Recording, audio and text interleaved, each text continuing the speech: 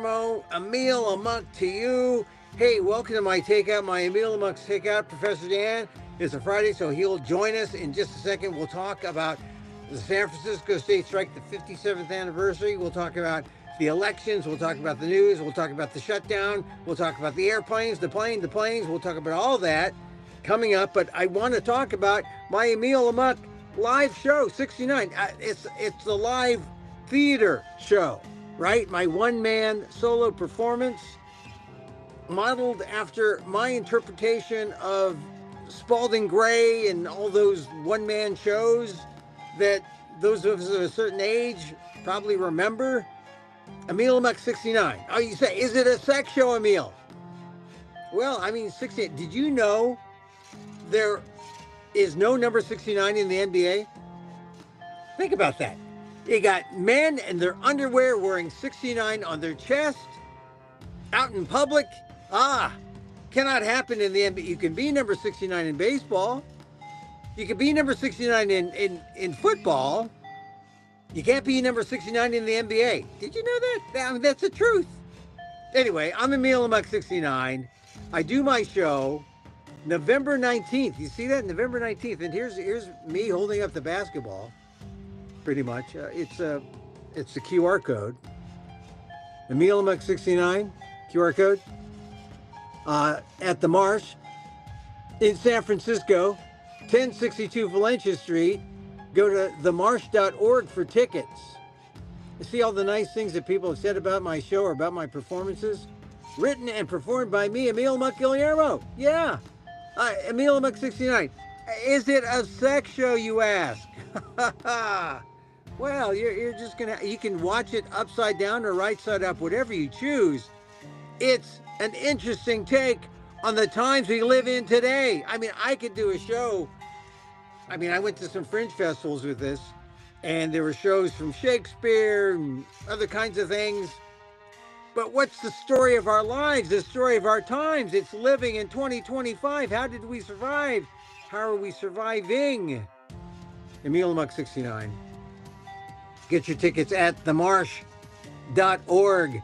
It's one night only, 10/19. It's a Marsh Rising. I found the secret to get a Marsh Rising. Add yeast, and we rise. Anyway, there, QR code. Put it on pause and get the QR code. Of course. Anyway, it's a fun show. Some people have liked it around not just the country, around the nation, right? And so we get add our fancy little ticker. So please come, one night only, November 19th, Emil Amok 69. I explain why it's 69. Although you can guess, right? That is my IQ, clearly. And now, let me bring in my guest. He's a regular guest on Friday. We had a good week this week. We had the Democrats win on Tuesday, and then Dan and I, Professor Dan Gonzalez, got together on Wednesday, and we talked about that and Filipino-American history, and we're going to talk about all that. And also we're going to talk about the San Francisco State University strike, which happened in 1968-69, 57 years ago. The anniversary was celebrated on the 6th, on Thursday, but we can still talk about it. 57 years. Let me bring up my friend Daniel Phil Gonzalez, College of Ethnic Studies, Asian American Studies. Hello. Got to be Hello, Friday, Dan. and it's afternoon, and we're spending time with the great Emil Guillermo. Gillian, thank you for pronouncing it the Filipino way. Yeah. Hey, so Dan, You're welcome. the strike's anniversary. Right. It was We great. talked about this at the, and then we'll get into the election, and we'll talk when we talk about the news, because Okay, well, there's some let's describe it. You know what I've heard is that people don't know anything about the strike, and yes. So you know that makes sense, because it's sort of like teaching about World War II or even Vietnam, right? Mhm. To today's generation, I think there's a smaller group of students, especially at the senior high school level, junior, senior, college, that are familiar with the importance of Vietnam. But they don't realize that there was a lot of activism, both for and against the war, right? And that was a central element. And the other central element was civil rights. Yeah. Civil rights. Those were the two big things going on, not only in American society, but being watched by people all over the world. And so the strike was specifically an outgrowth of an ever increasing so-called militant movement, right? Championed mostly by students at the first, and also unions and working Yeah. people. So that's also left out. The fact that we had this strong relationship with unions at the time, and it started in the early 1960s, and it continued through the protests against the war and the passage of the Civil Rights Act, and it culminated in student activism at a very high level, specifically at SF State. UC Berkeley always gets the credit for it. And they get the credit for stuff that we did at SF State. And not only me and my cohort personally, but people, for example, who participated in the protests against HUAC, right? HUAC being the House Un-American Activities Commission, which which was is an absolutely uncongressional commission, right? But it was comprised of members of Congress. They went around the country trying to persecute and prosecute, right, people on the left. And this was not outright just communists. They blamed it on communists. They said, we're going after communists, right? But the reality was they were going after anybody who was critical in any way of any aspect of the reality of American society. Yeah, and look at the So parallels today. I mean, that was 1960. SF State students at HUAC were beaten up by police, were literally flooded down the main staircase at City Hall, which is like 3 flights high, right? And they were washed down. They turned on the fire hoses inside the building, to literally wash people out of the building and down the stairs and out. And let's not forget, this is the antecedent where, it all comes together in terms of, when Trump calls Zoran Mondani a communist, he's just throwing those flares out there to hopefully light up the sense that we don't like the communists, we're anti-communists. And, Zoran is not a communist, democratic socialist, but the right likes to use those little flares to get people excited.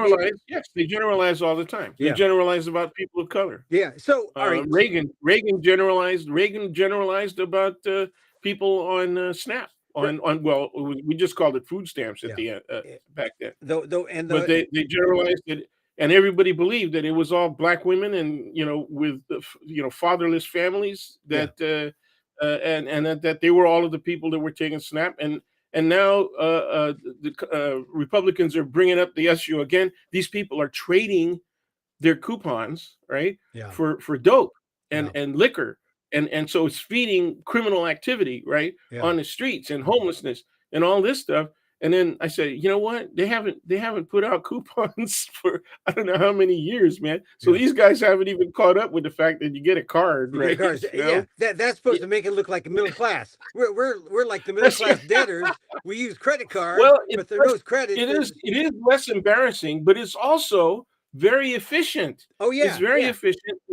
And people can't. You might be able to trade your card. I don't know. But I certainly haven't seen that. I personally haven't seen it. I don't live in an area, where I would suspect that if we went to the Tenderloin, we might see that kind of trading going on. Well, but the reality again is that as it was 60 years ago, it's white single moms and their children on AFDC, aid to financially dependent children, that are the majority by double the numbers of both Latinos and African Americans, right? And what the Democrats like to point out is that when the Republicans want to cut SNAP benefits, they are hurting their own constituents. Red states. So, yeah. All right. That comes up again later in our conversation. Right, anyway, back to the strike. The strike was motivated by those inequalities and the frustration of not getting support for those basic positions. Now, internal to the strike demands, okay, besides hiring more faculty of color, there were very few, admitting more students of color. From a Filipino American community point of view, there were only 75 people who said I'm Filipino by identification that were attending San Francisco State at that time. Today, there are between 1,500 and 2,000, depending on a given semester year. Okay, depending on how admissions went. And let's just go over this point again. The significance of this is that this cultural thing was happening throughout society with the Civil Rights Act, the Voting Rights Act, the whole civil rights thing in 64, 65. So by time it trickles down to the university at San Francisco State, really, it was maybe at the front lines of bringing it up there in higher ed. I mean, it was SF State population. Yes. SF State population was called the commuter school. They actually called it the streetcar school. Yeah. Because it was local people were the vast majority of people who went to SF State. And so that was one aspect. The other aspect is class. Okay. It was squarely a middle class, a lower and middle class school. Okay. So these are people who also, especially in the afternoon programs and classes in the evening, we're talking about people who had 8-hour gigs, man. They were working. Oh, I know. A lot of people went to night school. I had That's people right. I knew who were older and then going to the college. They went to school, and then they were the park director, that we played with, my park director coach, Rich Goldberg, he went to school at night. That's right. He got his master's even at the BCA, the Broadcast Communications. That's right. So this is the thing about San Francisco State. It was at the forefront. It never gets the credit, but it was there where the strike happened. And the strike was important because, a lot of people, when you think of ethnic studies, even to this day, people say, oh, back then they were saying, oh, that's basket weaving. That's like, who needs that, right? and that would, and yet. Well, they call the experimental college basket weaving. And the experimental college was observed by people from all over the world, including the best, most traditional European and British universities. People from all over the world came to look at the experimental college and what it was all about. The basic philosophy was we're turning the control of the direction of the course over to the students, with the faculty being a guide and a mentor, but not a person who dictates outright, right? The concept, subject matter, and approach of the course. And people said, wow, that just promotes too much free thinking. Well, I mean, that was exactly what people wanted to do. This was a wave of liberalism that was coming at higher ed, and it was new. And like you said, it coincided with the protests in Vietnam. But this was a unique thing. And you were a striker. You were one of the strikers, but you also often talked about doing the quiet work, which is the bureaucratic work. And when I mentioned that at our meeting, I said, you were out there doing the paperwork. I said, so you were the bureaucrat of the strike. Is that it? And yeah, and it hurts. It hurts. I mean, you weren't the bomb thrower. That is the reality. That was the quiet work. I mentioned the fact that I probably spent only about 10% of my time on the strike line and 90% of my time in meetings, both on and off campus. And some of the meetings were about strategy. What do we do to win this thing, to get a strike settlement and get the demands right, effectively win all the demands. Now, a lot of us knew we weren't going to get all the demands, okay? But one of the things that the now retired, supposedly, he's still working as a judge. I don't know. He's retired. I don't know if he gets extra pay because he works more, even though he's retired. But the Honorable Ronald Evans Kidichai, right, was the guy who actually recruited me into PACE, got me into the college. It was still a college at the time, through EOP. PACE being PACE was the Philippine American, the name at the time was Philippine American Collegiate Endeavor. That's the collegiate thing always cracks me up, right? Yeah, it sounds really formal, actually. But it was started by a guy named Patrick Saliver, right? And he was Ed Illumin, another member of PACE, and for a while, my housemate for a while. said called him a visionary, and he was. He was truly a visionary. There's a lot of stuff that we did that was the kind of thing that I can't talk about, even though the statutes of limitations have passed on. That's all right. That's all right. We'll leave it but out. You got to remember, man, it was the 60s and early 70s, dude. This San Francisco was the center, one of the centers, but it was really strong of the musical universe. Everybody came here to play. The Haight, you could go to the Haight on weekends and see for free on Sundays afternoons the same guys that played that you went to pay money to go see them at Graham's. Well, it's Graham's now, but it was a Civic Center auditorium. Right. The Fillmore and the Fillmore West and the Avalon Ballroom. Or if it was really kind of cheap, it would be Longshoreman's Hall. The sound in there sucked, man. I didn't like Longshoreman's Hall, but I like the Fillmore, and I like. Oh yeah, it was good. Avalon. It was good. There's a lot. And have you been in there lately, man? Doesn't it seem like wow? The Avalon in here? Yeah, no, the Fillmore. I haven't been there a long time. The Fillmore, they kind of got a semi-museum set up. A lot of the posters and stuff. But the funny thing is, everybody goes in there and they say, "Man, this really seems small." It was small. I mean, it is small. I've been to the Fillmore like maybe 15, 20 years ago, but I Fillmore West when it was there on that was a lot bigger. That was a lot bigger. All right, so it was music, but people seem to, when they talk about the San Francisco State strike, people seem obsessed with the idea that it was violent, that there was violence, and it was violent, and one of the reasons it was violent was because the cops kept on beating on people, right? And so there were others who were among the protesters, right, and the ralliers, right? We held rallies that threw stuff at the cops, right? I mean, it was a variety of things. I mean, you still got sodas in glass bottles, and that was dangerous, but they would throw that at the cops. I remember one time there was a pool hall in Stonestown, right? The shopping center, just immediately attached to the campus, actually, right? And people got billiard balls out of the pool hall and that's dangerous, man. And so that provoked cops to do violence. I thought it was really stupid to do that kind of provocation, but that stuff usually got thrown by people in the back of the crowd, right? So they had some insulation with the bodies in front of them from the cop violence, while the cops attacked the people in the front of the crowd. So they really paid the price.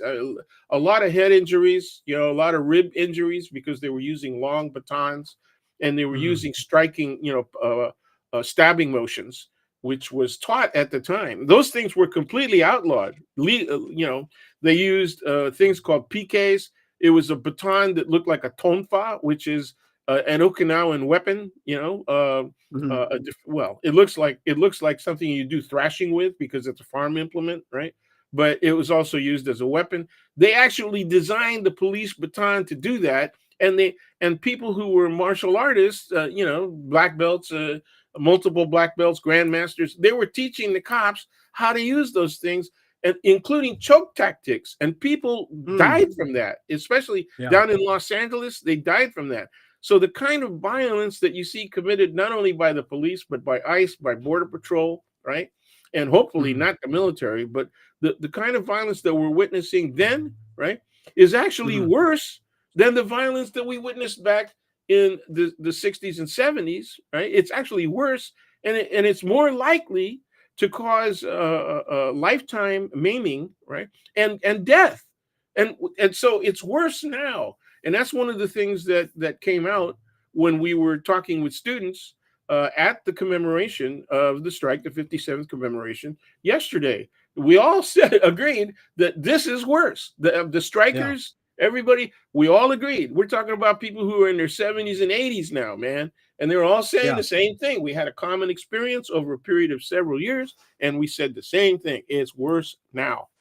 And but the fact that it's, we're returning to that. We're returning to those days when the protests, it seems like we've been here before. There's a kind of deja vu, to borrow a phrase from, it's not just Crosby, Stills, Nash and Young's phrase, but it's a phrase that was common back then. We have all been here before, right? The deja vu is happening now.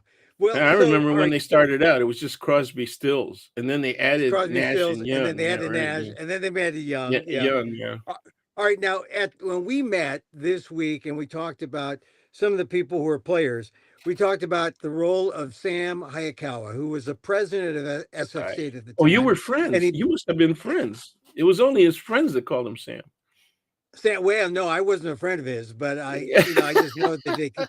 I just remember reading some biographies of Sam. But anyway, he Yeah. was a U.S. senator. So if people are listening around the world, this guy became a player. What role did he play in the strike, or what role did he play to get the strikers together? Because there was this cultural thing happening in America, right? We went from martinis to pot. We went from all these things. The counterculture was sort of sort of upending the old, and this was part of that whole shift. How did Yeah, yeah, Hayakawa bring yeah. people together? We didn't give up martinis. Oh, Okay, okay, all right. first We of did all, give him you know, martinis, yeah.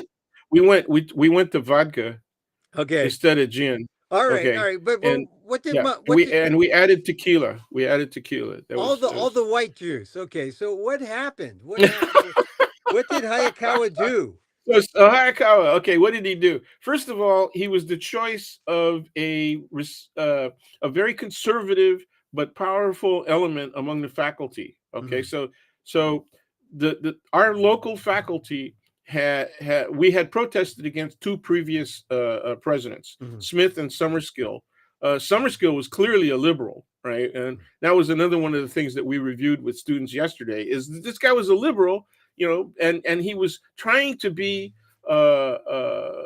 accommodating of some of the strike demands, but the police, the presence of the police, the local politics with Joe Alioto permitting the police, and a guy named Ronald Reagan Mm-hmm. wanting to bring state police onto the campus. In after the winter break, it was exacerbated by now state police from other states were coming onto the campus.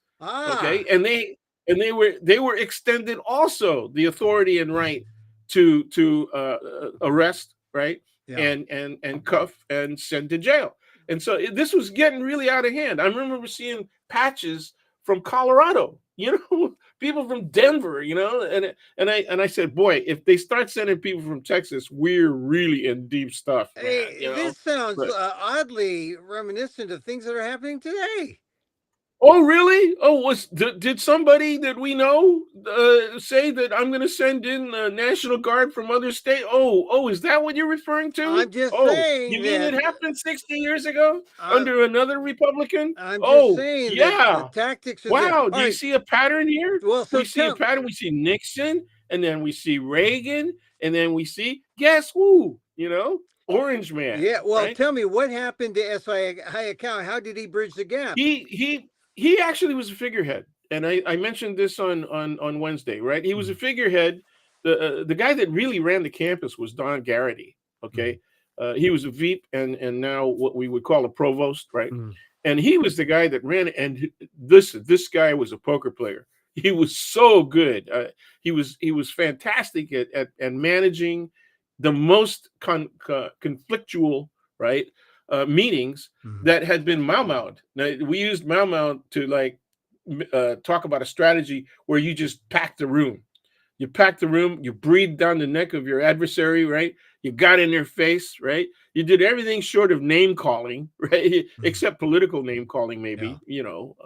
You right wing, running dog capitalist, right? Yeah. That kind Yeah. of stuff. Okay, So and what did and Sam and do? and So Garrity did that, and Sam Sam. was a figurehead. He was a lot like the guy that's in here now. I mean, Trump is far more active than Sam was. All right, but Sam Sam. was actually, Sam thought himself, S.I. Hayakawa thought himself a liberal, and in many ways he was.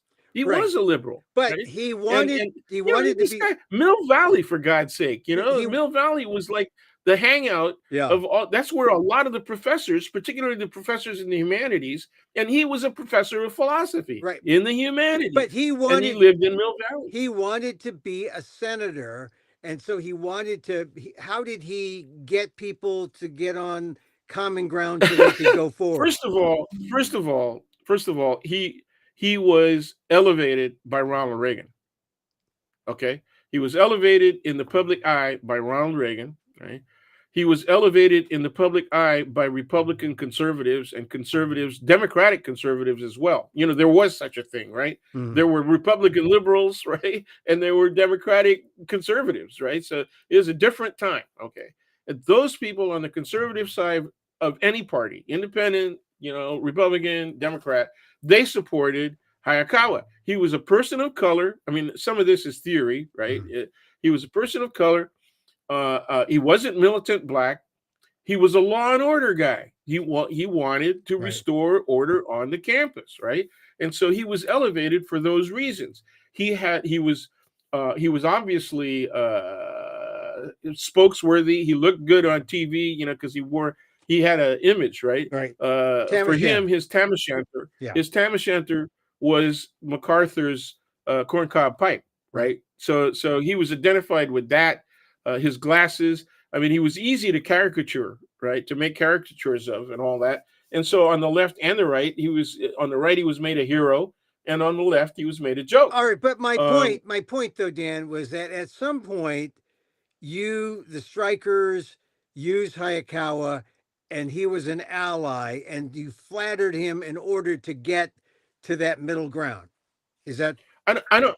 Yeah, we didn't. We didn't flatter him necessarily. Maybe some people did. That was not certainly one of my tactics.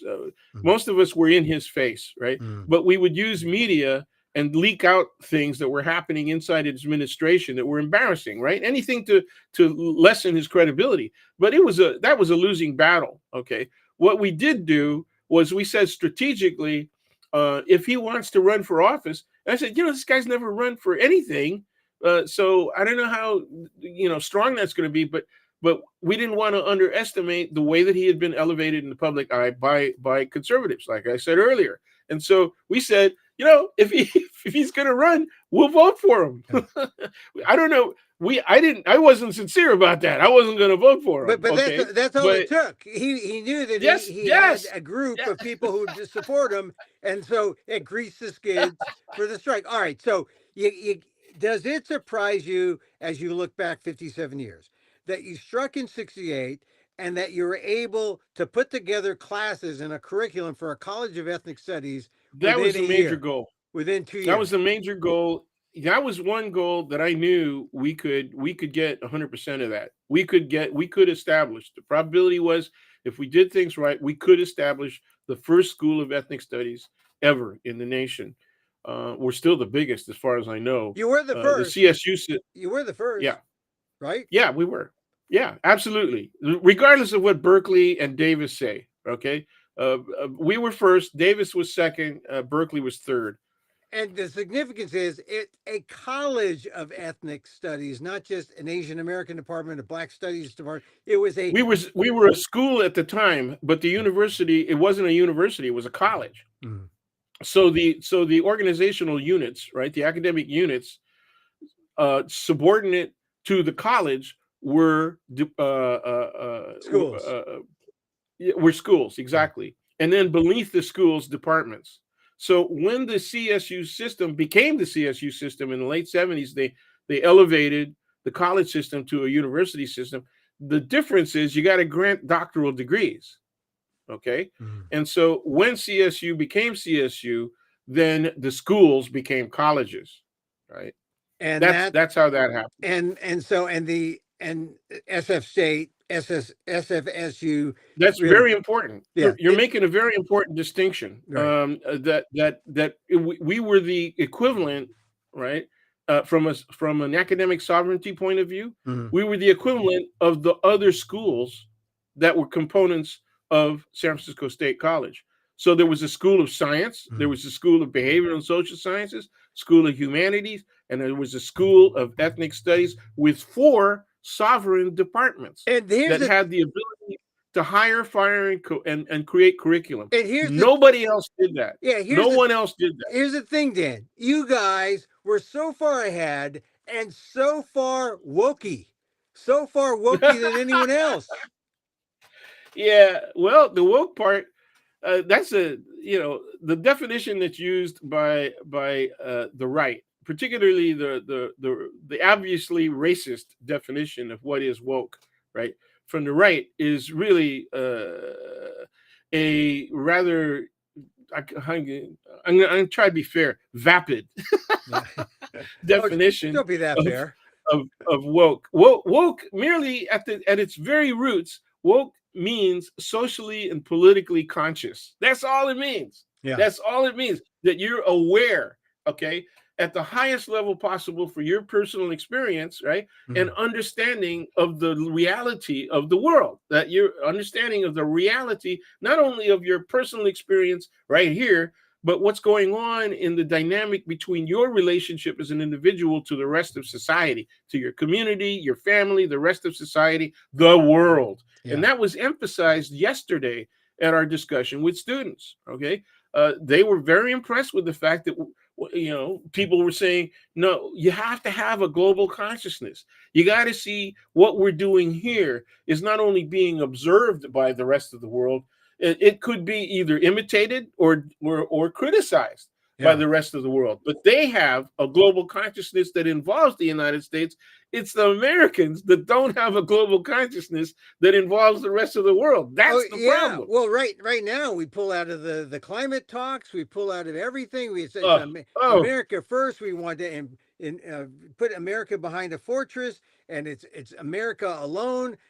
Except when it comes to Russia, except when when it comes to China, except when and right now it's Hungary, right? Yeah, it's about Hungary, and I just found out that an old friend that I had seen yesterday, and I hadn't seen them in years. One of their relatives is in Hungary right now, and I was thinking, well, Budapest is cool, but I wouldn't be stretching out too far. Hungary is not. It's fascist as hell. Whoops, where are you? Where are you? You've gone away from me. Don't leave me here alone. Dan reconnects. Oh, there he goes. Okay, you're okay. Don't leave me here alone. Okay, so too much paprikash there. Okay, look. All right, so here's the thing: the strike is over. You got your classes. You got the college. You got everything. But ethnic studies. Look, I was 57 years ago. Yes. We talked about woke. Woke puts the anti-woke movement of Trump puts everything, and what he's doing now with the universities, starting with Harvard, going with all the Ivies. I don't think San Francisco State's involved in the initial will you agree to this and will you agree to that the Trump administration wants. But what? No, they weren't. Yeah, I mean, we have a great president. Yeah, but that's she's good. One of the yeah. I mean, but so what happens? Really a great president. What happens to ethnic studies? Mahoney. What happens to ethnic studies when it's under attack in general everywhere else by the Trump administrations? Well, see, first of all, we're West Coast, and then especially we're California, and last of all, we're Bay Area, San Francisco. Okay. So we have a defense mechanism, a natural defense mechanism. We're surrounded by what the right hates about Nancy Pelosi. She's not alone, right? In many ways, Nancy Pelosi, however progressive she's been on issues involving LGBTQ, for example, right, and the AIDS projects, HIV project, and all that, right, and however supportive she's been of people of color, and she travels well, right, in all of our communities, throughout all of our communities, and she's a welcome person. But there were a lot of them. There were the Burtons, in my opinion, were more strident than Nancy. John, Philip, and Sala. Yes, exactly. So you've got state legislature and congressional representation, right, from an earlier version of the San Francisco Bay Area liberals. Got Willie Brown, right, who he pissed off the conservatives in the legislature so much that they went ahead and put up the infamous proposition that put limitations on term limits, and they did that the main target was his willingness. Yeah. Because he was going to be continually for a lifetime, right, leading as the speaker of the assembly. All right. And So that was like the equivalent at the state level of being a speaker of the House. all right. We So don't have a speaker of the House right all now. right, you mentioned some We have a things. puppet. You mentioned some things about San Francisco liberal So politics.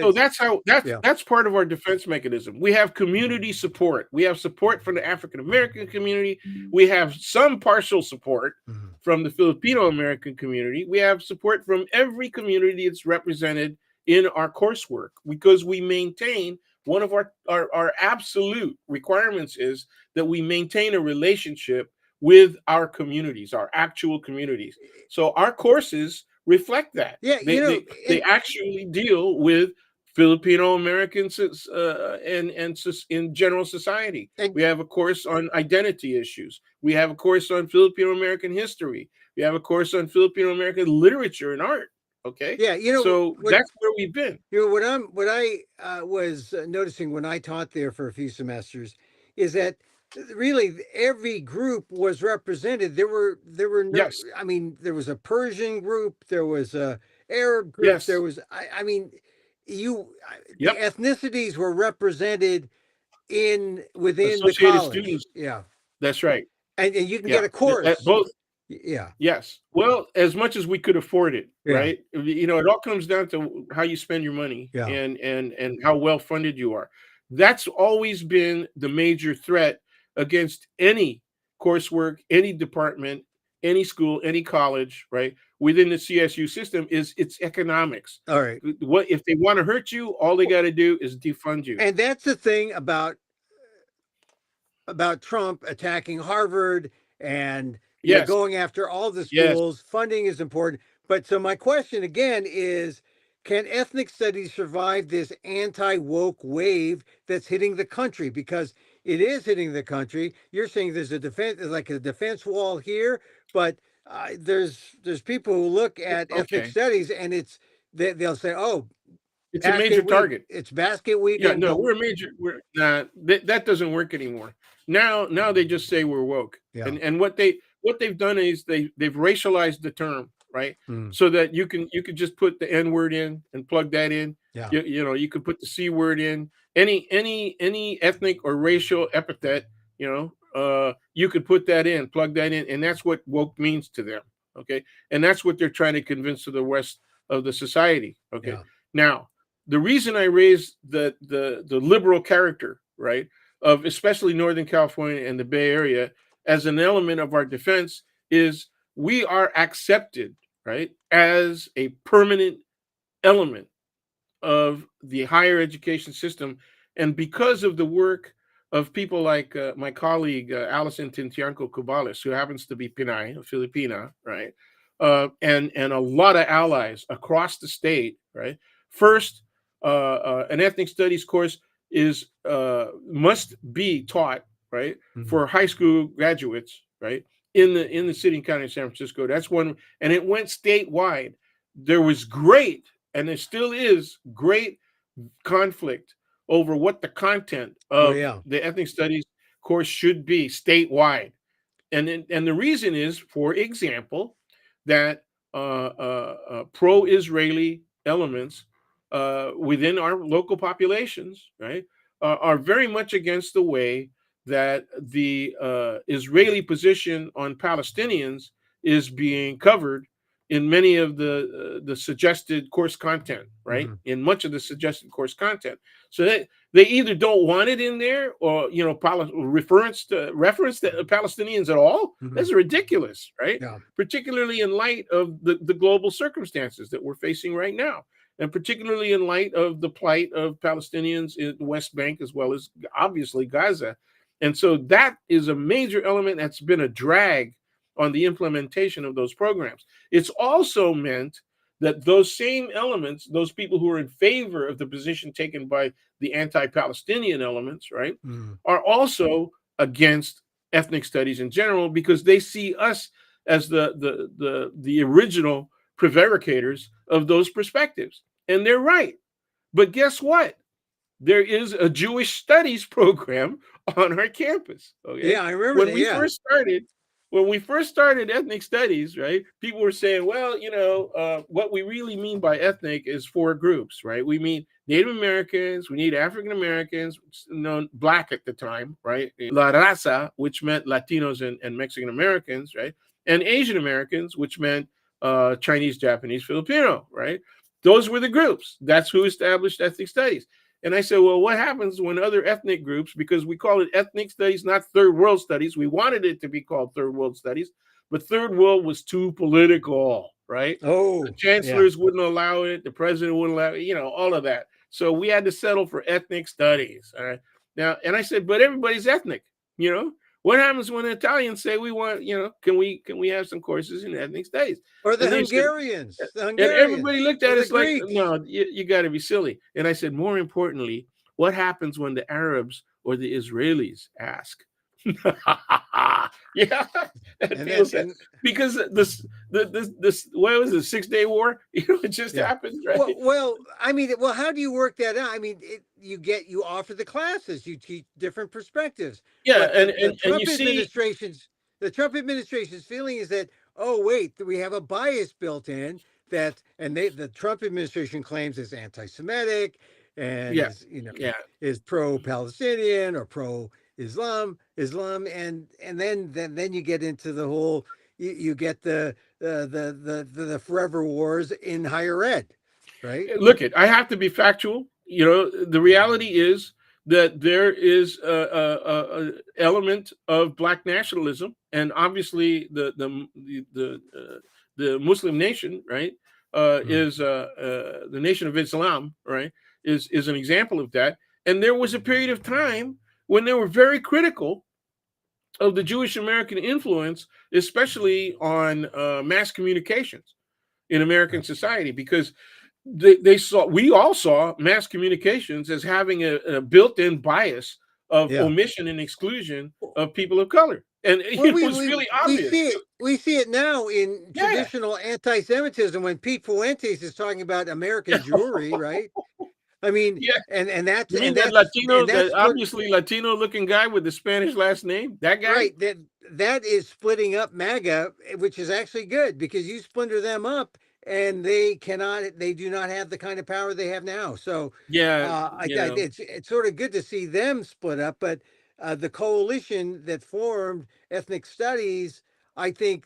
Do you think they stay together? You say they will. They'll survive. Well, they'll survive at SF State, even under the threat of increased competition for resources because of defunding, right? Reduction in funds. Okay, we still committed, and the solidarity among the strikers, I kind of take that for granted. It's the solidarity among the contemporary faculty. That's what we need to look at, and I think they will be heavily influenced by the perspectives of their students. Okay. Yeah. Well, history.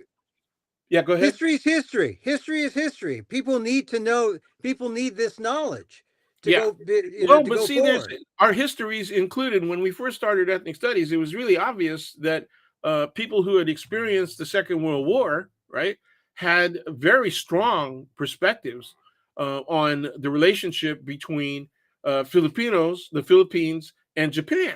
Okay, and so the question was, we have veterans, both civilian veterans and military veterans of the Second World War that experienced the horrors that were committed by a Japanese imperial military, right? And so there are parents. My father fought in World War II, right, in an American uniform, all right? And we always on the playgrounds we had to justify, who we were in relationship to the World War II and Korea, right? And even in a pickup basketball or baseball game, like, whose side did you fight on? Well, that kind of stuff. Imagine that, and imagine that argument happening today when their favorite player is Shohei Ohtani and Yamamoto.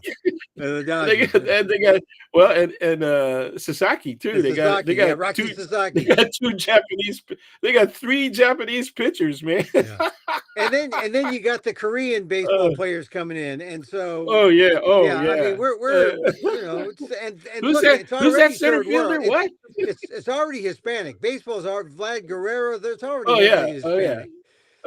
All right, look, we'll end our discussion. Right. So anyway, so can I get it? All right. What we covered was let me cover it all this way.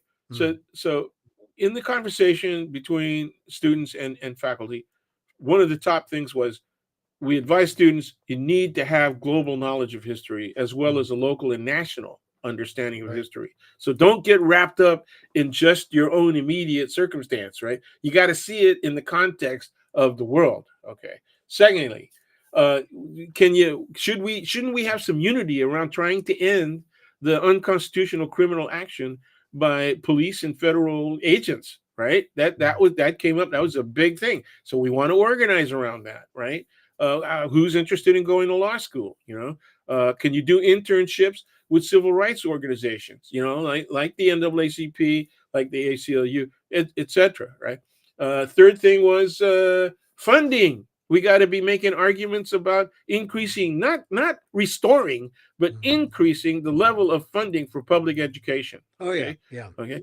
The reason it's being attacked is because of DEI. They say there's just too much DEI going on. They've got it down to the point where look at all of the teachers, individual faculty being attacked. Okay. And they know that that's only going to work on a very limited basis, but it scares the hell out of everybody else. And last of all, it discourages people from seeking careers in education. Yeah. Well, right? Dan, so we wanted to fight that. DEI, according to the present administration, is the enemy of the people. Yes, it is. DEI, which makes all of us the enemy of the people. Yeah, we the people are the enemy of the people. We want the to last preserve, thing. Yeah, we want to preserve the whiteness of American society. Well, you and I have been saying that literally for years, ever since we've been having these conversations online. Okay. Yeah. And offline, we've been saying the same thing all the way back to the freaking 80s. Okay. Yeah. And people have said, no, it's, the society, where do you get this idea? Where's this notion that this society is based on race and racism? Yeah. Okay. And my response was always, it's in the freaking Constitution. Yeah, okay? yeah. Well, it's race, but now you get you intertwine it with class, and you get this highball, this cocktail. You cannot separate race from class. You cannot separate the discussion of race from class in American society. Up until 1970, if you were a person of color, the reality was, at best, you were a member of the lower middle class. At best. Yeah. The vast majority of people of color were working class, working class and working poor. I don't separate it. It's just that sometimes people like to take race and class separately, but they are intertwined, and they are coming at us when they talk about woke and anti-woke.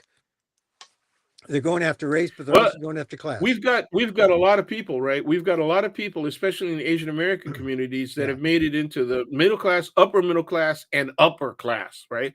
And because of that mobility, right? Yeah. There's a lot of resistance to the notion that what do you mean? I made it. We made it. Look at all the people. That's always been the thing. Pacific Heights and St. Francis Wood. Look at all of the people. Look at all the Asians. I mean, Jensen Huang, right? 41%.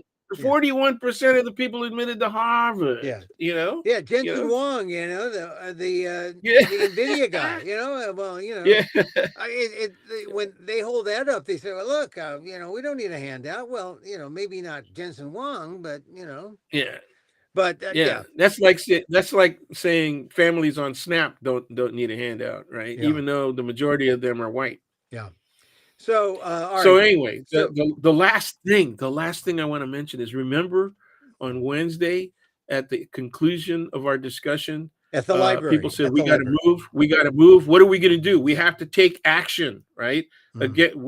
Clear action. We have to organize for a higher level of national action, right? And I said, what do you have in mind? I asked, and what came out was General strike. General strike. General Oh, strike. related to the San Francisco state strike, a general strike. Well, a strike is a strike, but this, this is a general, not a specific, a general strike. And so, what did what is a general strike? What does a general strike mean? What does that mean? Just say no. Just say no. No to what? And what do we do if you're going to strike? Have a general strike. What do you strike against? You gotta be shutting something down. What are you doing? Well, what did the students say? We want to fight against what? The government, the administration. What did they say? You just don't go to work. Don't go to work. Don't use the credit system. Right? Yeah. Okay. Oh, I heard as much as possible. Only buy local. Only buy local. Pay right? cash. And boycott the big monopoly like supermarkets. Right? Yeah. Just go local. And that's one way of conducting a strike. Grow your food. Protest at work. Walk okay, everywhere. Don't go to work. Everybody say we're going to have one day off. Everybody takes a day off. Okay, we've done it for holidays. What the hell? Yeah. We can't do it because we want to get rid of border patrol, ICE, and local police. Behaving like fascists and injuring people, innocent people, So basically, injuring innocent people, putting them in detention centers, right? Yeah. And then sending them to foreign countries. What the hell? Yeah, well, basically, it's people, they were calling for a kind of sick out, a general sick out. People are already experiencing the effects of that, right? Yeah. Because of the shortage of tower controllers, right? Airport tower controllers. Well, look. So here we are. All right. So there's a 10%, right? Federal requirement. It affects us locally, right? But look, we got Thanksgiving, one of the most traveling periods, right? The holidays in general, Thanksgiving through New Year's. And what's going to happen? And I think the damn thing might collapse. Well, I hope. I know that it's bad. The thing is, not everyone flies. There's a group of people who fly. I don't want to say that, there aren't middle class people flying, but you can go to some working class areas and you ask people who's taking a plane somewhere, who's going, unless it's a business thing. Flying is a treat for many people. And especially with the cost of, it's a special event of aviation, of transportation. I remember one time, and this is not very far, when 9/11 happened. I thought, okay, I'll get to New York. I'll see things there at some point. I'll get there. I never went because I did most of my travel by car within, California.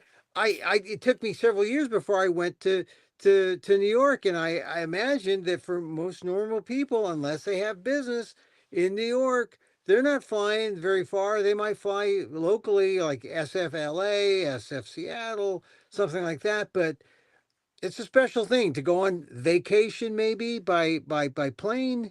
So I don't know if the aviation thing or the air traffic controller thing is gonna amount to some pain if you're traveling. Not everyone is traveling. People aren't going to feel that yet, unless there's some ancillary things that come out of the business travel. So, well, you also have to remember cargo. Yeah, cargo and cargo. So shipping is going to be hurt, and so Amazon is already saying that it's going to slow stuff down. And obviously UPS, Federal Express, right? Because everybody's going to be affected. So they have fewer hubs. Yeah. They have fewer hubs, but 10%, cutback is 10%. Well, right? I think the shutdown, now that people are beginning to feel pain, you see the Democrats coming out and saying, look, here's what we can do. Republicans who've been sent home, we can just extend those health care costs or those Obama extensions or Obama subsidies. Tax. Yeah, extend them for a year, and we can continue to negotiate. And actually, it isn't a bad idea. I was surprised that Schumer went out there today, Senator Chuck Schumer. But I think that he's got the upper hand. That it's the Republicans' shutdown. They own it. They how can you not own it if you're the president? You own Congress. but the House and the Senate. Well, Trump even admitted it. Yeah. He even admitted that it hit her. But what the way he admitted it was to say this really hurts Republicans, right? Yeah. As though he's not one of them. Right. Well, that it's not about me, man. Yeah. It's about them. Well, here's the thing about the way Trump is doing. He's saying, look, this shutdown is bad. Let us. Here's his solution. Though. So the solution is get rid of the filibuster, and so we can get a simple majority and push everything we want in. Push everything we want in. Which is, of course, the Trump and the Republicans, mind. including Thune, including Thune, right? Yeah. He's saying, no. Yeah, because they not a good idea. Because if we do that, they're going to smack us. Yeah. I mean, you can look at everybody getting impeached, right? Yeah, everybody. Well, let's line them up. Here's the thing about Trump. Trump is now a short timer. He is the lamest of lame ducks now. And he doesn't know how to deal with it. And the only way he knows how to deal with it is to double down on all the things he was doing before Tuesday's election. And that's what we talked about on Wednesday at the library at our event, as well as the strike. And that's right. Here's Isn't my it interesting, the overlap between the commemoration of a series, not just one event, but a series of events, and a commemoration of a generation of people, of activists, right? Yeah. Right? That were labeled as radicals and communists, right? Yeah. At the time, and now there's a complete convergence with the contemporary generations of activists who are saying this stuff got to stop. Yeah, well, so, I mean, the takeaway for me about Tuesday is that the voters realize that they didn't have, it wasn't just about going to, no Kings rallies every other month. It wasn't, that they actually could stand up to Donald Trump. They can actually use their vote, because what is the weapon we have in democracy but the vote? The vote is in our voice. That's our weapon. And even in Maine, right? Even in Maine, they voted against the voter suppression law. Yeah. And conservative. They voted up yeah. by 60%, right? Red flag laws on regarding guns and gun possession, right? Yeah. This is in Maine, Yeah, Maine. No, be a red state. Live free or die, right? Yeah, I think that's Maine, right? Or no, Maine is. I don't know. I can't remember. Maine is the vacation state. I think. Well, actually, I had colleagues that were from the Northeast, and they still had ancestral property in Maine. So, indeed, it was a vacation state. I love Maine. That's where you get the first sunrise in the nation. It's a beautiful state. Yeah. I mean, the flora and fauna are things to behold. Acadia, the national park there, and I think that's where the Appalachian Trail goes, right? Yeah, that's where it starts. It's so beautiful. I got there once and I saw the sunrise. It was beautiful, and except that you got to remind yourself, all right, now go back there in the dead of winter and see how much you like it. And then you say, okay, I'm going back to California. All right, so look, the election. We have all the trickle away, of blacks and independents and Latinos and Asians even. It reversed. Everything reversed. It's like everyone had a taste of Trump, and these last 10 months they chewed it up, they tasted, and they spit it out last Tuesday. And I think, and I'm hoping that this is a trend, right? That's all we can do is hope this is a trend. In the meantime, I am helping to organize for a general strike. I am using the language general strike. I'm describing general strike. General strike. We're gonna be don't be making fun of it. There's gonna be some serious stuff, dude. This is gonna be some serious stuff. I've seen the unions are gonna be the first to organize at a high level, and they're gonna say general strike. I know that's gonna happen. Yeah. I have seen some talk already online, and how long is it open-ended? Is it 1 day, a week, 2 days? What do you think? It doesn't have to be that long. I think people can make us a decent sacrifice and get the point across. Okay, because see, the main thing is all of the actions that Trump is taking, including the illegal, unconstitutional actions being done supposedly, right, to get rid of illegally present criminals, right? All of that stuff has got to stop. and they have to know they might be able to arrest a few people up and down and send them away. But not only is it going to stop, it's going to be reversed.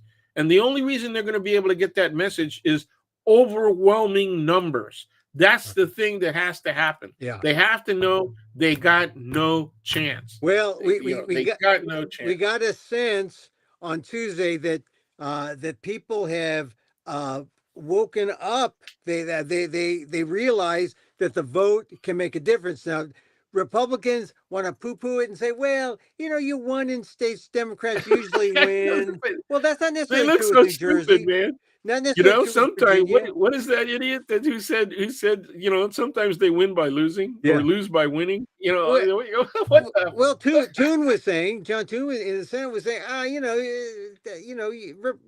Democrats usually win, New Jersey, they usually win Virginia, but it's just history. Yeah. It's just history. The people that won in 2024 are going to have a down year. So they're even admitting they're probably going to lose in 26. Right? It's a natural cycle. Yeah. It's a natural cycle. Yeah. Okay. Well, look at and like every 250 years, a Muslim gets elected to be mayor of New York. I mean, that's the cycle. We got one now. I love that. I love that. Borrow that. Here's my thing. Here's my thing about Mamdani. Yeah, but there were a bunch of Muslims elected, though. First Muslim mayor. First Muslim mayor. Yeah. But there were other. Well, my point is that there are other Muslims in the same election in other states. That's true. That also got elected, and I think one is a woman. Well, Muslim, and it's and the thing is, it's a rejection of Islamophobia. But once you got Mamdani in there, he speaks for everyone. Everyone's a brother. Even the people who he says Trump says he was a Jew hater, but I didn't see anything that would suggest that Mamdani is a Jew hater. Certainly not now. But here's the thing. Here my line on Mamdani is. 3 degrees of separation. I've got 1 degree of separation with Mamdani because I know Mamdani's mommy. I know Mamdani's mommy. What does that date your butt or what, man? I mean, so you're gonna have to let them know that it's not 69 anymore. No, it's not 69. I mean, you kind of you advanced beyond that measure. Yeah. I thought it was funny as hell. I know his mom. We took a class together. Yeah. we were. It wasn't like high school algebra or anything, or it wasn't like 6th grade. It was like in college. We were filmmakers. It was in college. And more than that, we were part of the same co-op, which is kind of socialistic. That's kind of socialistic. Right? There you go. We're cooking for each other. Yes, there it is. No, I mean, life is interesting, isn't it? I mean, some of the best stuff like that happens. There's a hell of a coincidence, but none.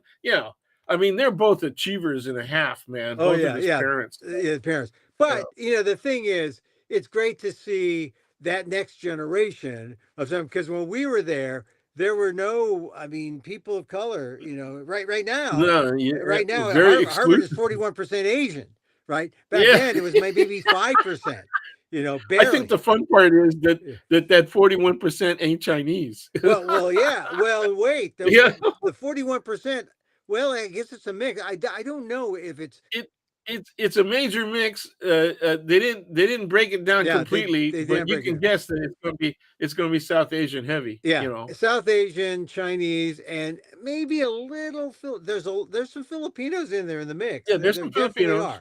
Definitely are. But also Hmong, Vietnamese, and anyway.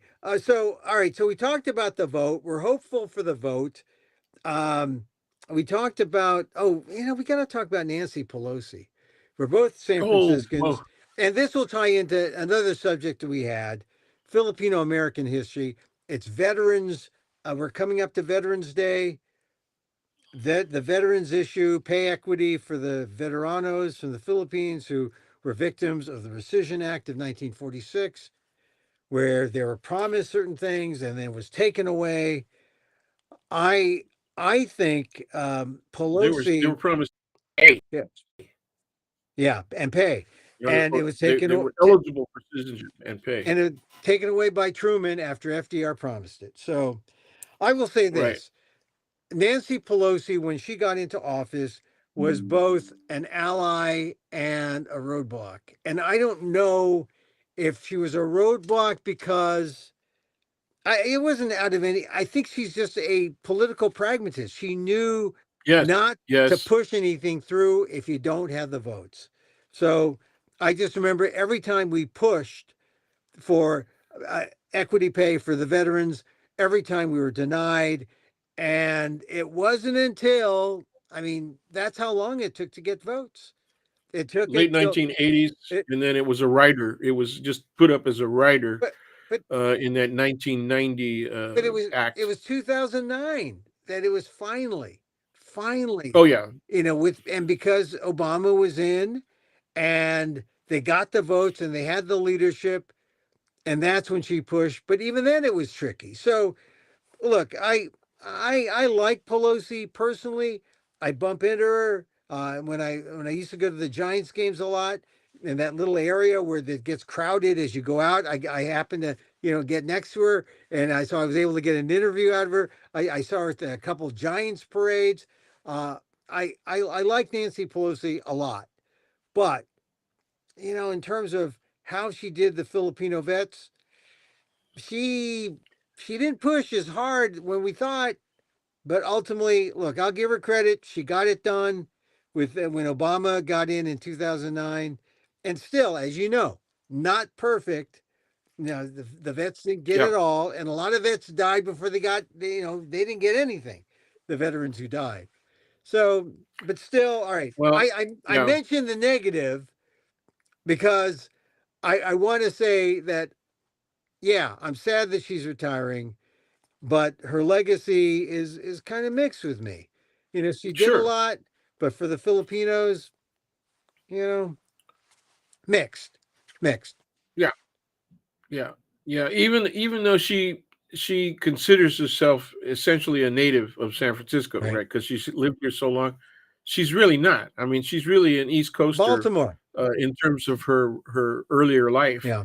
And so her relationship is a relationship between Italians and Filipinos, and the older relationship was rather conflictual. Yeah. I mean, even though the Filipinos are supernumerary in the restaurants, pre-World War II even, and then especially after World War II, because a lot of Italians fought, side by side with Filipinos. They became friends. A lot of Filipinos were valets and cooks in the Navy. Yeah. To officers, and those officers who were people of means started businesses. Many started restaurants, and they hired Filipinos as their chefs, along of course with Italian and French chefs, European chefs. But a lot of the Filipinos became the top of the pile after only a few years, 5 to 10 years. And there was animosity between the European chefs, right? I know. Well, I had relatives who worked at Pauli's in San Francisco. Some of the best Italian restaurants. Oh, no. Fisherman's Wharf. I had an uncle that worked at the old Poodle Dog, right? Places like that. All of the places up and down Powell Street. Bernstein's. We used to be, sure. Yeah. City of Paris. The old Emporium restaurant, upstairs. It's funny. My dad worked at. I walked by it the other day. It's that big. It's a shoe store now on Powell and Mason, or not Powell and Mason. Is it Geary? Mason run parallel on Powell and Geary. Okay, Geary, that it used to be the Casual Corner. It used to be Pam's or something. But my father. I used to buy jackets there. I used to. My father used to work there when it was Milton F. Christ. It was a big. Oh wow! It was a big highfalutin coffee shop, in downtown San Francisco, where you can get your club sandwich and not be part of the club. and I would go there as a little boy, and then get the I go freebies. back in the kitchen. They here That's right. have some French fries. Have some French fries. Yeah, So yeah, that was great. But oh no, we had my dad worked as a baker's assistant at Simpson's Catering and Bakery on Clement, ah, and so we all of the kids got big ass birthday cakes, wow. heavily decorate all of And us, even if the family had 5 kids, they had cool birthday cake. The pantry man uncle, my Uncle Frank, right, yeah. was right around the corner. Free sandwiches, Yeah. man. Oh, I mean, we my get. dad was a pantry man too. My dad was. All right, I there mean, it because is. the pantry was cool. The pantry was cool. All right. You Hey, didn't man, get too hot. salads. That's where my love for egg salad, true egg potato Yeah. salad, Yeah. right, German Yeah. style. Yeah, Oh, that was the beginning.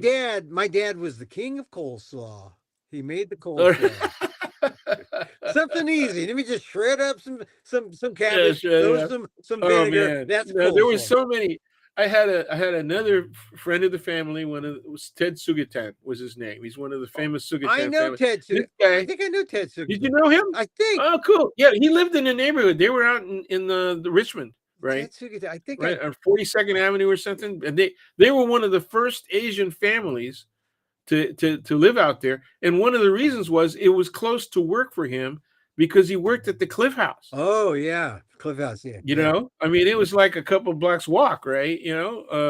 Wasn't an easy one because the walk back home was uphill. Well, But yeah, and not only did he cook there, you know how Filipinos were worked in the kitchen, but then they also played music, oh yeah. on Oh boats. yeah. Yeah. He also played trumpet and guitar. Oh wow. Wow. So yeah, so when we get together on holidays and stuff like that, he'd break out the guitar. He had this big ass guitar, hollow body, and we'd sing and play along and stuff, pop tunes, some Filipino songs. Right? Yeah, It was really the cool. musical. I had my uncle Gundo. He was a saxophone player. So All right. but he didn't come with a company. He just came solo with his saxophone to blow, and that was kind of cool. But we didn't have a. Did you guys? Well, if you went into the Filipino events, right, Mhm. the big dances and stuff like that, especially when the veterans were getting together and having their dances, and in that big, there was a big basement hall in the War Memorial. Well, the Veterans Oh yeah, Memorial yeah, Building. yeah, Remember that? yeah, yeah. I do. Yeah, beautiful. Had a beautiful bar, great dance floor, and the Filipinos were boogie, man. But Mel Estopare was he was trumpet player, Mhm. played cornet and trumpet, Mhm. um, and Cherry Pink and Apple Blossom. Remember that Oh song? yeah, yeah, yeah, yeah. Da-da-da, Cherry Pink da-da-da. and Yeah, okay. played it as a cha cha or So all right, so oh Dan, all man, right, let's get back to Pelosi. She's going. oh. Who's gonna? She didn't know all of that culture. That was her problem. She was not invested in the Filipino side of the culture, even though we had Filipinos cooking at all of the places where she ate, especially in North Yeah. Beach, man. Well, who's going to replace her? Who's going to replace Pelosi? Okay. People are talking Wiener, right? He's sort of like the natural names come up. He's Yeah, and he's senior, right? In terms of having gone through the assembly and having gone through the Senate as well. He's in the Senate now. So he's got seniority, kind of. But in terms of and he's pretty liberal, he's pretty progressive. But you know who I think calls the shots better and was stronger on the homeless issue and public education? Matt Haney. Matt Haney. I liked Haney. I liked Haney. I Can you think of any women that are I don't know eligible? Haney, but maybe is this a way for someone like Kamala Harris? No, she wouldn't want to be a congressman. No, man, it's a step down. Step down. Step down. Step down. So I don't. who would want to represent San Francisco?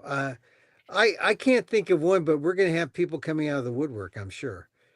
Well, it's going to be, there's going to be people from the current supervisors that might try. There's, there may even be people who really have more of a San Mateo set of credentials than San Francisco proper. What about my friend David Chu, city attorney? Yeah, city attorney. is he willing to do that? Is he is he willing to do that? I mean, I just think it's such a he'd get. It would be a lifetime gig for him. It would be a lifetime gig. He could get reelected over and over again. It's a pay cut, right? From being city attorney. He was in line to be from supervisor, in line to be mayor, and then that's right. What's his name stepped in and kind of Bigfooted him, right? Because Ed Lee was just going to be temporary, right? Because he was appointed, right? Yeah, and right. Then he ran, and then so. And I think that decision was made, by Pelosi at Alia. By the machine, yeah. Yep, by the machine. By the machine. That's right, and his willingness. And the thing is, I like David. I know him, worked with him. I think if he wanted to get back into heavy duty elected politics, this may be the way. I think it's a nice cushy job to be city attorney. You still got to run, but it's well paying. You aren't the lead guy, but most people find that kind of a terminal thing, the city attorney job. And I think he might feel called to step in. So I want to float David Chu. I want to float David Chu because former supervisor, president of the supervisors, city attorney, old friend of mine. Did some time in the assembly too. Oh yeah. Oh, I forgot. I almost forgot about the assembly. Come on now. Yeah. Come on now. He was in the assembly. I think he'd be good. Now, now maybe would Bonta be? No, Bonta's not interested in being congressman. No, that's too low. That's too low. Bonta could have in a couple of years. There's other people that have greater seniority, right? Yeah. And so they're going to run for governor. But he could have a shot at either governor or senator, depending on how things work out. Well, maybe not governor, but he might want to do that. Hopefully he doesn't want to do court because he'd be great on the freaking Supreme he Court, would, California but Supreme Court. I think here's the other thing. That position, the AG, has been a catapult for a lot of people, from Congress to Harris to Senate, Becerra to HHS. So if a Democrat's in charge gets elected, he could be a cabinet member, and that would not be that would not be. The thing I don't dig about the candidate, the thing I don't dig about the cabinet, it's only good as long as your term lasts, right? And it's subject to the 4-year review. Yeah. So you could get stuck in a one term. I used to make that argument to people that we got rated, right, for people to go to the DNCC. Mm-hmm. We being SF State and the local population got rated for some of our leading elements from our communities, Chinese American and Filipino American particularly. And I was joking with them, but I said, you might get stuck with, Clinton could be a one-term guy, man, so you get a job for 2.5 freaking years, and that's it. Yeah, but so what are you gonna do after that? And they went anyway. You play your cards anyway. Look, you play your cards right. Look, I remember the Clinton years. When Clinton was elected, it was like after this drought for the Democrats, everyone was so excited and they wanted to be part of that administration, no matter what the pay cut. And if a Democrat takes over, in 28, well, look, we haven't even talked about Yes on 50. It won handily, and it won. We don't have to talk about it. We don't have to talk about it anymore. Okay. The only thing we have to say is hope it spreads. Yeah. I hope other blue states do the same thing. Yeah. I hope Pritzker does it. But the thing that's worth talking about and why I bring it up at this juncture is because it does catapult Gavin Newsom into primary. I thought we already said that. Well, I think we said that on Wednesday live. We said okay. But we haven't said it here. But if Gavin Newsom, if he runs for president and he wins, Bonta is going to be right there, right? Holy smoke. Yeah, it's going to be interesting to see what he chooses, but he is so good it makes me ashamed of our weakness, my own personal weakness and lack of ambition. Well, the thing is, look, Bonta, I said this, you know, what is it about our generation that is maybe 15, 20 years younger than Bonta that we're still fighting? We're still fighting. I mean, here's the thing about people who are older, like us, that we are still, if we did anything to advance the cause, we are still amongst the shoulders that the new generation stands on, which is not a bad place to be because if we wobble, they fall. So if we fall, they fall, right? Well, you saw who showed up on Wednesday, man. I mean, a lot of the locals who showed up were SF State grads. Yeah.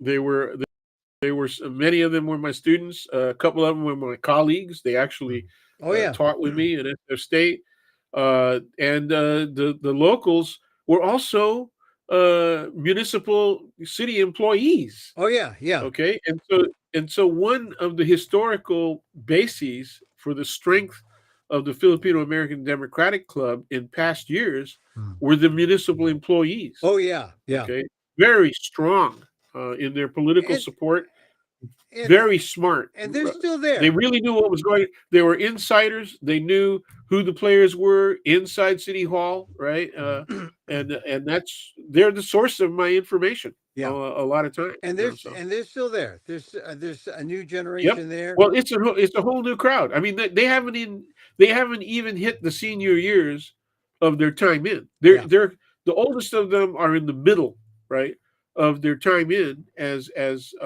municipal employees. And if we talk a 20-year cycle, it's usually a 20-year, 30-year cycle. Yeah. Look how long the people who are just a little bit older than us. The people who gave us the top 10 awards back in Yeah. the 80s. Yeah. Okay, look how long they stayed in, man, Oh yeah. as municipal employees. Who was behind the counters, right, at the permit bureau, Yeah. at public utilities and all that. Yeah. It's our friends, most of them first generation immigrants, Yeah. and now you got a second generation, third generation Filipino Americans, right, who Well, are now in those civil service jobs. and you got Lurie just appointing another supervisor, Filipino Chinese. Coming out of nowhere. Yeah. 29 years old, Yeah. dude. Well, I You mean, know, and this is the thing about appointing people who will be beholden to you. You get to pick a well, generation. it's a really interesting pick because that was very disruptive of the local seniority system, Oh right? yeah. Very disruptive. And so I'm asking all my contacts at City Hall to let me know what the dynamics are, what the internal dynamics are. Eh, What are the reactions from the older people who consider themselves the gatekeepers, right? Yeah. One of my contacts called them the perennial. I started with a P, but there were people who were very self self elevating about their Yeah. positions, and even though the gate that they might handle is a really small gate, Well, see, right? look, They guard it jealously, right? Yeah, Lurie knows what he's doing, and he wants to control, and he wants someone Well, young, they all do. and They he all wants do. They all want control. They all want loyalty, right? even, yeah, and so it's just a little slightly different version of the way Trump would do it, but Or the way anybody would do it. That's what politicians do. That's what anybody. Okay, even in the private sector, right? If yeah, you got, if you're able to move up to VEEPs and above, yeah, to CEO positions, COO positions, that's what they do. They yeah. want to try and hire up people who are loyal. All right. That's the game, All right. Well, right? Dan, we were trying to keep this under an hour and we went long. And we went way We over. went way over. But that's all right. I mean, because we got some things out on Wednesday. We were live at the library. I'll post that event sometime over the weekend because it's just taking a long time to process the video. It was like a 2 hour event. This will also be up. We'll put this on Emil Amok's Takeout, wherever you get your podcasts. But it's always on YouTube and on the Emil Amok One channel on YouTube. But Dan, thank you very much. I thought it was a good night on Wednesday. It was a It good was night it on was a good Tuesday. night. Yeah, They and want us to do it again. Do they want us to do it again or? oh yeah, they want us to do it again. And next time they want us to do the tinikling. They want us to do the tinikling and the traditional Filipino things. The candle dance, the candle dance. I remember They the like last that. time I did that, I got laughed at because it took me so long to get the rhythm before I would stick my foot in. Yeah, yeah, we'll do the tinikling. 1, 2, 3. That's it. It's a 1, 2, 3. But anyway. All right. All right. Well, Thanks for Dan, having me. It was a good one. We did a good one. yeah, Thanks for letting me rant thanks again. about Oh the no, FX no strike. problem. And don't forget Emil Amok's takeout or Emil is what is it? I call Well, it and you got people 69. who said they're going to be there. They're going to come. So Yeah, and and I'm then starting to see all kinds of reaction online. So and get that Wednesday thing up online, man. yeah, all right, all right. There he goes. Daniel Phil Gonzalez, thank you very much. Daniel Phil Gonzalez, College of Ethnic Studies, Asian American Studies, San Francisco State University, Professor Emeritus. My friend, we were talking about San Francisco State and the impact of San Francisco State, the importance of it. It's an annual thing, right? Every year, you got to think about that strike, how important, especially when, ethnic studies, there'd be no ethnic studies without the San Francisco State strike. So we honor the strikers. Dan was there when the original strikers and also did the quiet work, the paperwork that got the classes up there in 1969. Semester system, not the quarters. So they were there before UC Berkeley. And then, of course, they were undeniably the first college of ethnic studies. So an important distinction. Anyway, I always love talking about the San Francisco State strike. And as he points out, very few people understand the importance of that strike. So I'm always glad to have Dan on to talk about that and the other things. General strike, the election on Tuesday. People are happy, but things are moving forward. Hey, I want to talk about my show. My show's coming up. I'm at the Marsh as we say goodbye. November 19th at 7:30 p.m. So tell your friends. You can go to on the link there. You can see where to go, themarsh.org, and find me, Emil Amok 69. This is a little known fact that there is no number 69 in the NBA. There's no Emil Amok in the NBA right now either. But you cannot be number 69 in the NBA. So, but I can be Emil Amok 69. What kind of show is that? 69? Now, why they didn't have 69 in the NBA because you got these guys running around in their underwear. It's kind of suggestive. Well, no doubt it is suggestive, but what kind of show are you doing, Emil? You're going to have to see it. You could see it right side up or upside down. Go see it. It's a fun show. I talk about life in this in these times in 2025. It's at the Marsh, San Francisco, 1062 Valencia Street. Go to San Francisco, the San Francisco Marsh. Go to themarsh.org for tickets. November 19th, one night only, Wednesday, 7:30 p.m. Emil Amok 69. Look at all the nice things people have said about my shows in the past in New York and Orlando. I'm coming home. I'm doing it here in San Francisco. So please come to the show. There I am with the QR code. I use a microphone. It looks like stand up, but it's not exactly stand up. I tell stories. I tell stories about these times.